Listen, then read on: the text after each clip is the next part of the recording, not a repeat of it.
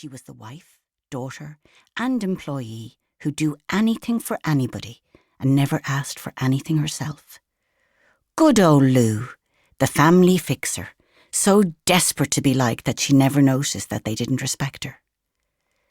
Lou felt the shame of her stupidity flatten her, just as a cloud burst overhead and the rain finally arrived.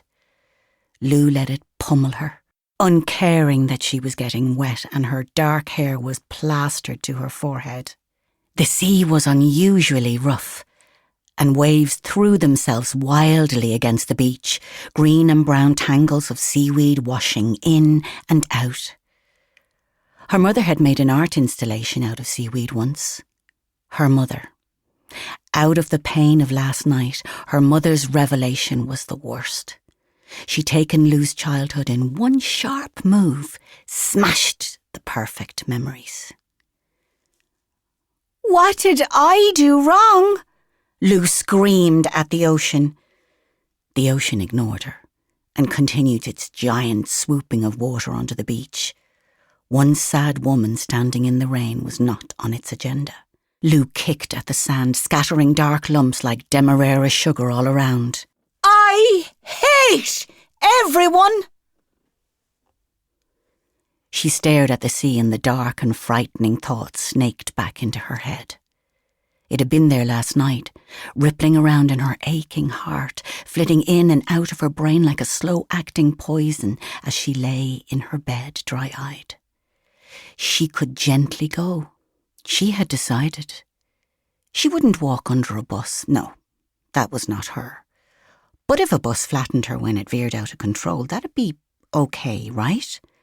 She'd cease to exist and all this pain would go away. Was that a terrible thing to think? Emily, Tony and Gloria would miss her. But Emily was grown up, happy in college and living away from home. A mother had to be there for her child. Except Emily was a wonderful grown-up now. Gentle, kind, loving, funny. Lou could leave her peacefully knowing she'd done her best. Tony and Gloria would be there for her. And Ned. He was a good father, for all that he thought Lou was a piece of the furniture. Would Lillian be there for her granddaughter? Who knew? Lillian used people, it seemed. Like so many of the people in her life had used Lou. In all her years of fighting depression and anxiety, Lou had never felt the way she did now, as if she was suddenly, frighteningly teetering on a precipice. How many times had she been on this beach and felt alone? Yet she never in her life felt this alone. "Wish you were here, Mim," Lou said into the wind. She'd never have felt alone with Mim around. Mim had been that rare creature, a soul friend who understood everything about Lou. Lou hadn't had to try explain anxiety and depression to her. In general, explaining it was hopeless. People who never felt that way rarely understood the fear of the dark hole a person could fall into. They never grasped that anxiety or depression were not things she could get over, that they were constantly throbbing inside her body, waiting for the right moment to emerge. Mim had understood, but Mim wasn't here. Lou began to cry at the enormity of her thoughts. She couldn't do it, not to any of them. Lou loved them all too much, but she hurt so much too. "I knew you'd come here." The shock of the interruption made Lou whisk around at lightning speed. She rapidly wiped away her tears as she faced her sister.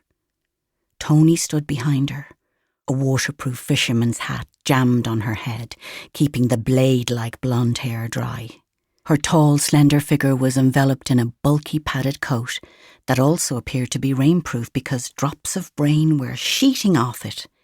Even in crisis, Tony looked perfect. Tony would never recover if Lou walked into the sea. Or Emily.